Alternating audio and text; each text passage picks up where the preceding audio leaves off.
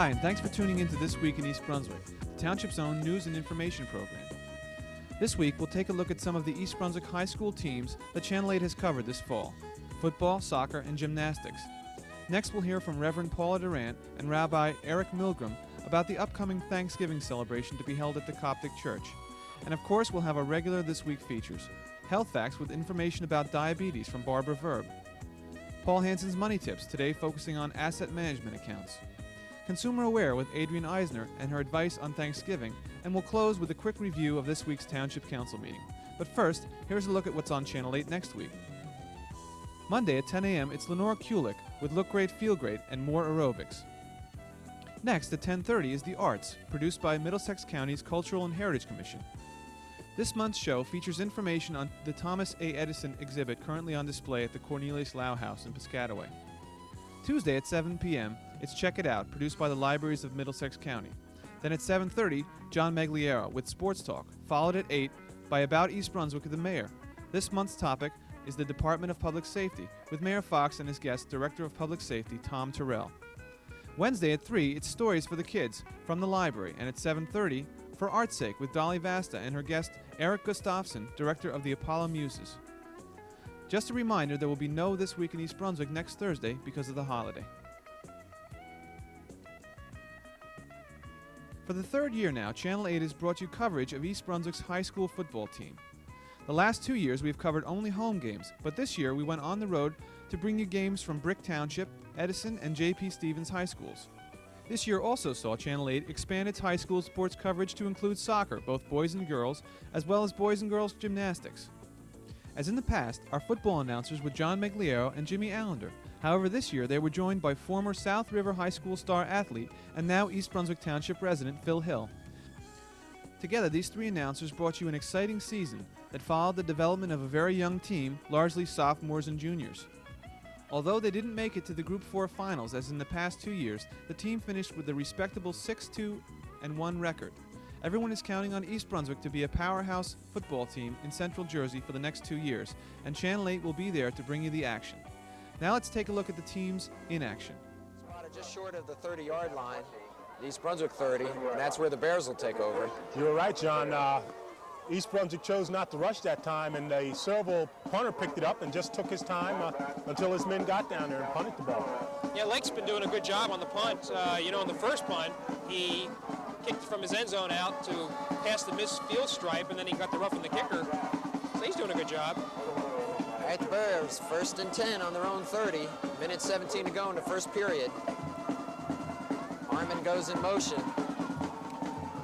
This is DeVito up the middle, and he's tripped up. He'll pick up a yard.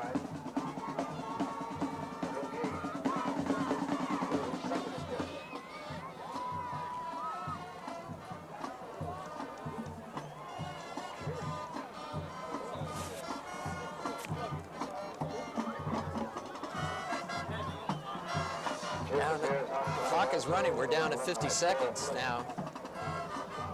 No wind to speak of tonight, but some bitter cold. 2nd and 10 for the Bears. Press goes in motion as Forte rolls to his right. Looking downfield, he's got Press all by himself. No one around him.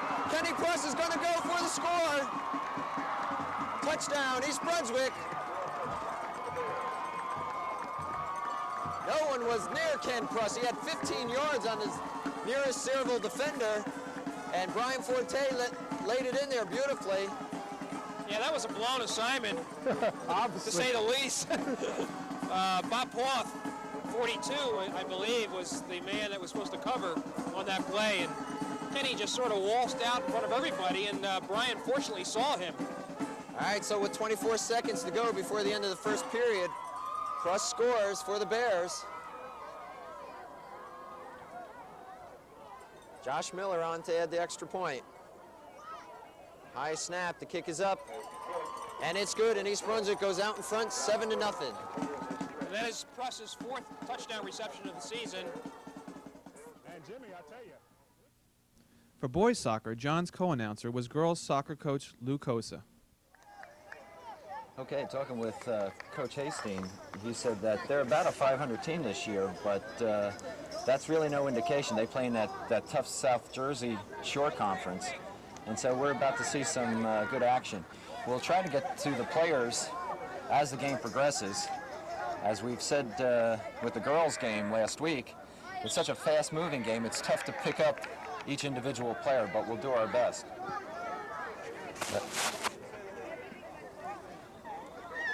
Right now, Toms River East is on the attack. They had a shot on goal that went wide. The Bears are in the green jerseys, the home green. Toms River East in the dark blue.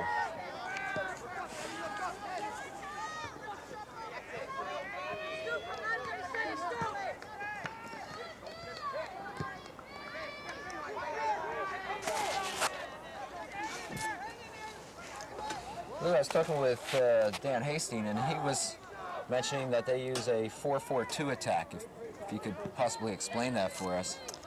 Yeah, as you watch here, you'll be able to see probably both teams using pretty much the same type of offense, defense, whichever you want to call it. East Brunswick attacks primarily with their front two. Okay. And they'll play a 4 across or a diamond midfield and a diamond defense. And from the looks of it, Toms River's probably in a 3-4-3.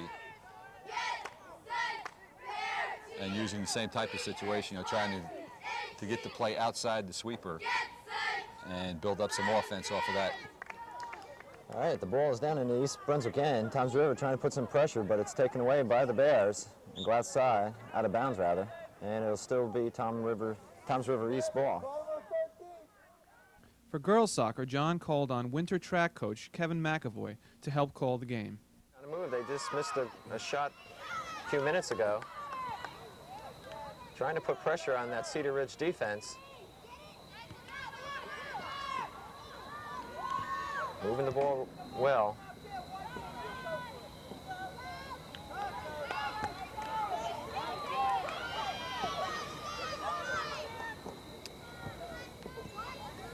Trying to set things up.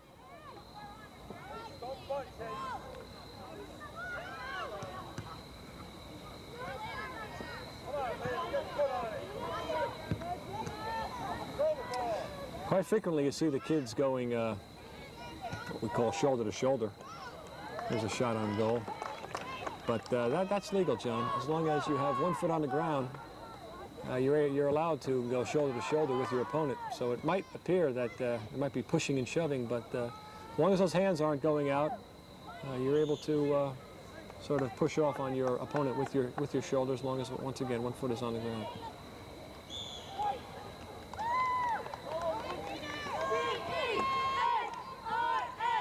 Here's a throw back to the goalie, which is not an unusual play in soccer. As long as you can catch the offenders off guard, and you have the coach has worked it with the team, and it usually works out to be a good tactic.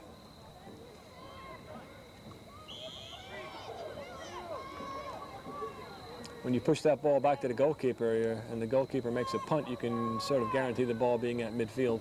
So quite frequently you'll see that this evening.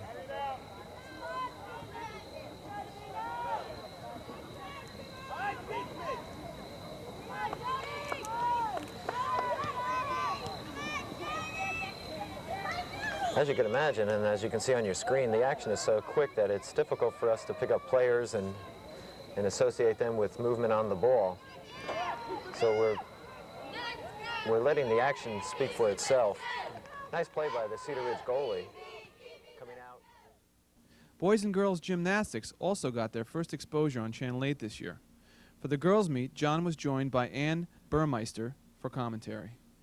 For Laura Papak. Right. This is Sue Hunter. Brunswick. Moving well so far. Good.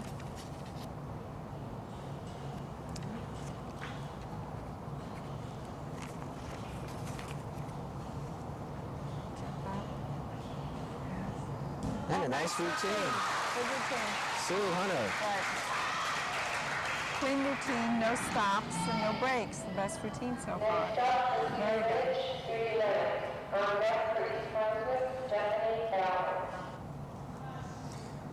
Stephanie Bauman.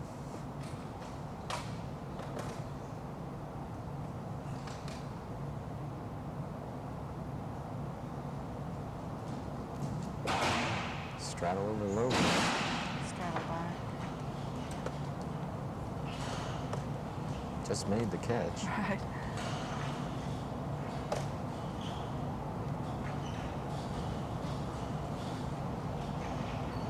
She appears to have it moving now. Oh, and she kicks it out. Pulls it too. That was touch. You could see Stephanie was struggling just a bit with it. Right. Didn't make it. She pulled it out, though, in a nice routine. So Okay. Right. that'll complete the uneven bars as the teams move over to the balance beam. See what the John handled the boys' gymnastics alone.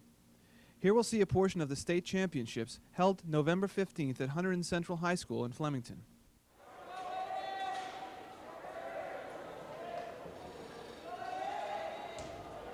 And an 8-2.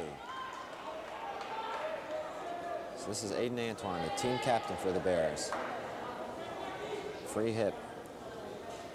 And reverse grip. Pirouette. And Aiden, nice long body. Makes those Giants look awfully good.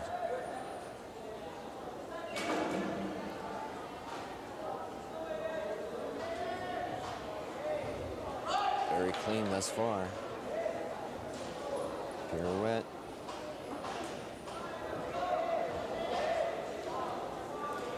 And ready for his dismount.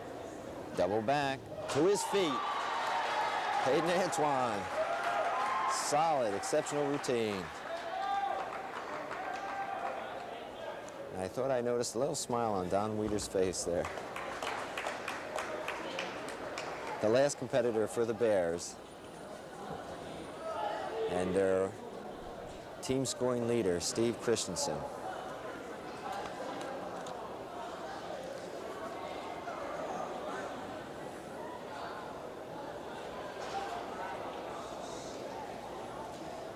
Aiden Antoine, 8-9 and an 8-7. Good performance.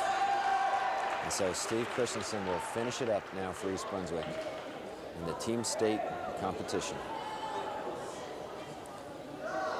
Steve is moving through this routine, but it's very much controlled. Toe on, toe off, pulls it out. Good form, good execution thus far. Pirouettes.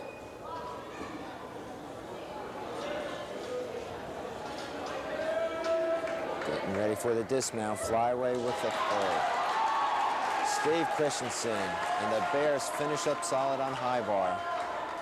And now they'll sit back and wait to see the tally of the score. Let's see what Steve scored on that particular routine.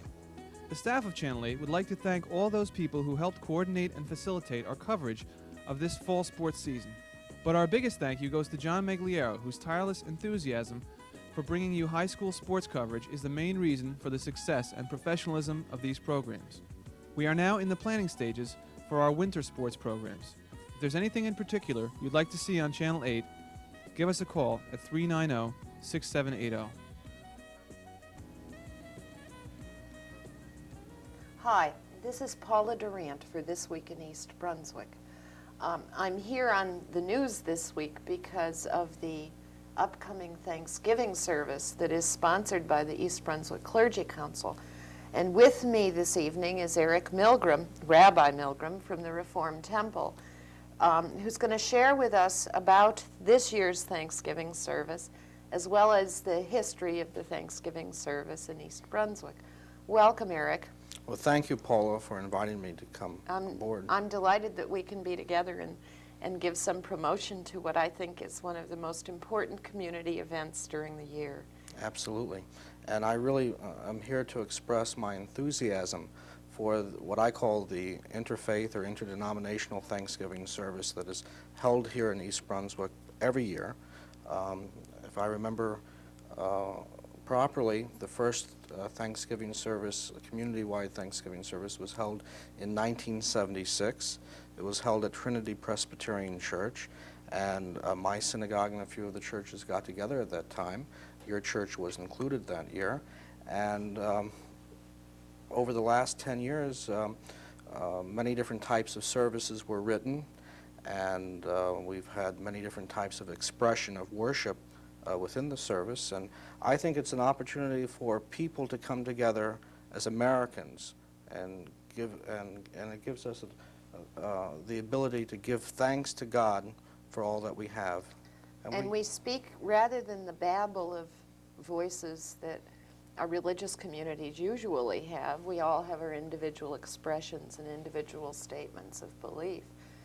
The Thanksgiving service is an occasion where we become one voice. And I know there's 2 temples, yours and the Jewish Center, and there's several Protestant churches, and St. Bart's Roman Catholic Church. And this year, I know you're as thrilled as I am. We're just beyond measure excited that the host congregation is the Coptic Orthodox, St. Mary's Coptic Orthodox Church on Riva Avenue, which is just a few feet south of the intersection of Riva Avenue and Hardenberg Lane. That's correct. Very close to Bicentennial Park and very easy to get to. We're very excited to be going there for our Thanksgiving celebration this year. And it will be, just so folks know, at 8 p.m. on the 26th of November. And everyone, even if they are not actively involved in a congregation, everyone who lives in the community is encouraged to come to this Absolutely. service. And just as an aside, there will be combined choirs from the different churches and synagogues singing throughout the service. And Reverend Laux of Nativity Lutheran Church will be preaching. Why don't we say that the preaching task has rotated, and that we've all had our turn, and we, you know, with a dozen or so congregations participating, it's 10 or 12 years before it comes around to our turn again. And this year it will be Reverend Laux, and we're very excited about that as well. The Girl Scouts this year also will be singing.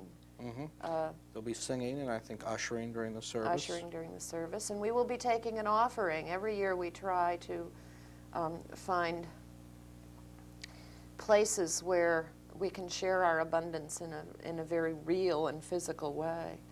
And this year, I know the offering will be going locally to the New Brunswick Soup Kitchen, parentheses, who desperately need our support.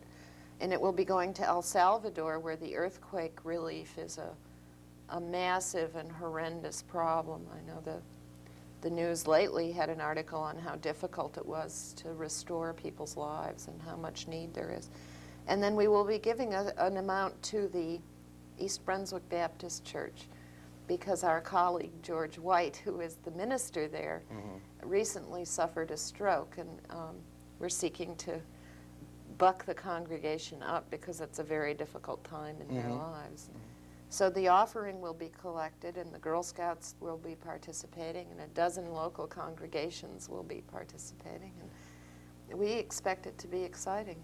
Well, I want to take the opportunity to again encourage everyone to come. We are all children of one God. Some of us might choose to follow the religious traditions of Christianity or Judaism or any of the other major world religions, and this really gives us an opportunity to come together and be together as one community. A very important time. It is a very important time. Thank you, Eric, very, very much for joining me on This Week in East Brunswick. My pleasure. This is Paula Durant from the Congregational Church. We hope to see all of you at St. Mary's Coptic Orthodox Church on the 26th of November at 8 p.m. Good evening.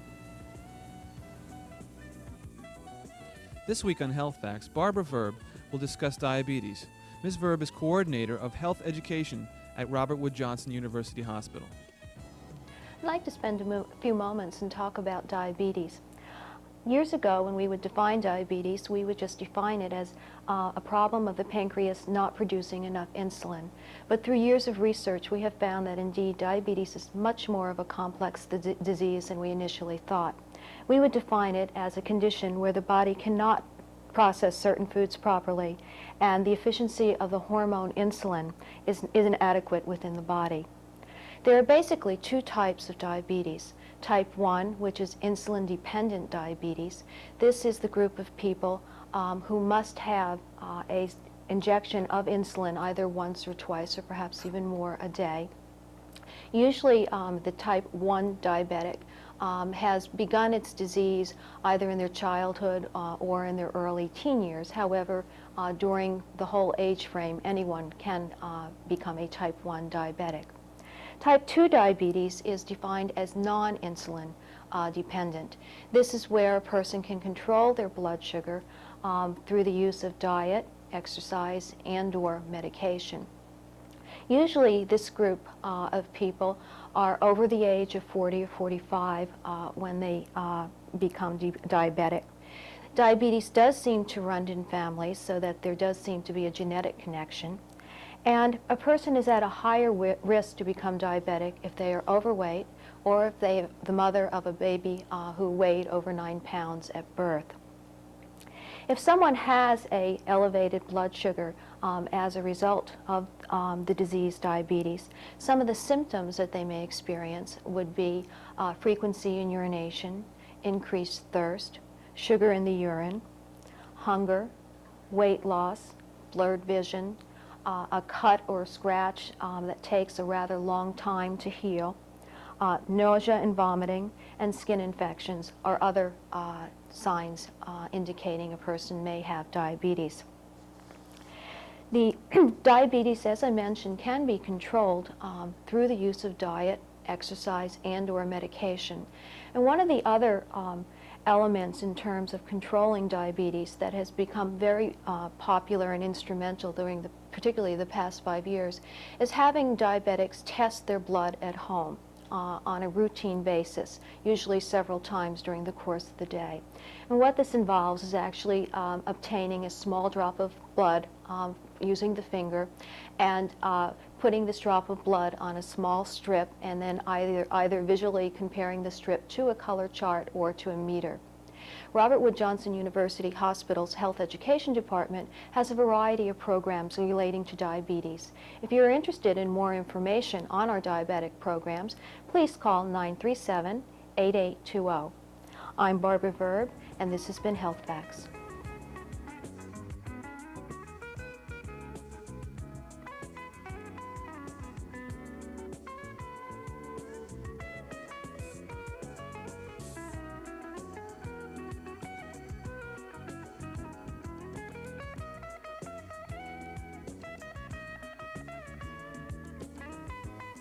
I'm Paul Hansen with this week's Money Tip. There is now a checking account anyone can open. That is to conventional checking accounts what the Gatling gun was to a six-shooter. Real firepower. In this case, it's a real financial power. An asset management account is a combination checking, savings, and investment account and is currently available at all major brokerage firms and a few mutual fund families. Because of the 9 features available in an AMA account, but not available in a regular bank checking and savings account, the asset management account could be called the ultimate bank account. The AMA account is similar to a bank account because of the following features: check writing with no minimum check requirement, additional deposits of any amount can be made at any time, no limit to the number of checks which can be written, withdrawals can be made at any time in person or by check. There is no early withdrawal penalty. Some AMA accounts have automatic tellers in convenient locations. And the balance in your account is always earning interest at money market rates. There's no one better able to manage your money than you. Make the wise choice. I'm Paul Hansen, host of You and Your Money, with this week's Money Tip. Hello, and welcome to Consumer Aware. I'm Adrienne Eisner, Director of the East Brunswick Consumer Affairs Office. Last week, I gave you some tips on buying, storing, and thawing your turkey. Today, I'll be giving you some pointers on stuffing your bird and what to do with the leftovers. If you are in a hurry, you may want to bake your stuffing in a greased, covered casserole during the last hour while the turkey roasts. Remember that an unstuffed turkey takes less time to cook than one that is stuffed. It may seem like a good idea to save time by stuffing your turkey in advance, but that's inviting trouble because harmful bacteria can multiply in the stuffing and cause food poisoning. Turkeys should be stuffed only at the last minute. The cavity of the turkey should be stuffed lightly because stuffing expands as it cooks. Well, so far so good. You bought the kind of turkey you wanted, you thawed it properly and cooked it according to your directions. Now, what do you do with all those leftovers? Handling cooked turkey incorrectly can result in food poisoning. Think of the post-cooking stage as a countdown, which begins when you take the turkey out of the oven. From that time, you have approximately 2 hours to serve it and then refrigerate or freeze the leftovers. If it is left for a longer period of time, the bacteria that cause food poisoning can multiply to undesirable levels. It is important to take out all of the stuffing from the turkey as you remove it from the oven.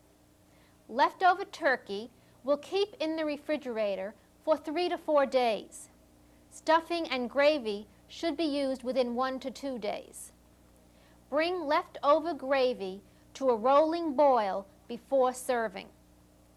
For longer storage, package items in freezer paper or heavy-duty aluminum foil and freeze them. Frozen turkey, stuffing, and gravy should be used within 1 month. If you have any further questions on poultry food safety, call the Meat and Poultry Hotline at 800-535-4555. That's the Meat and Poultry Hotline at 800-535-4555. If you have any other consumer-related questions, please contact us at the East Brunswick Consumer Affairs Office. We're in the municipal building from 9 a.m. until 5 p.m. from Monday through Friday. Thank you for joining me on Consumer Aware. Please join us again next week. At Monday's Township Council meeting, Water Advisory Committee Chairman Eugene Price presented the group's recommendations for the installation of a new water line to run parallel to one side of the new realigned Riders Lane. They proposed replacing the existing 30-inch main with a 36-inch pipe to equal the size of the main leading into town for the Middlesex Water Company. The 36-inch segment, said Price, could be put in place before construction and would minimize service interruption during the connection while helping to avoid potential damage during the work on the roadway. Mayor Fox pointed out that with the increased capacity, East Brunswick's water needs would be better served in case of an emergency. The council generally supported the committee's recommendation and is expected to act on it soon. During the public portion, residents of Quincy Road and parents of Central School students discussed parking problems happening in the area during sports events. It was decided that signs should be installed which would restrict parking except during school hours to allow parents to drop off and pick up their kids. Later, Council President O'Connor brought a proposed donation from South Amboy of 2 buses before the council. Administrator Greg Fehrenbach said that although he appreciated the offer, he felt that the maintenance of the vehicles would overburden the township's public works staff. That's all for this week. Thanks for watching.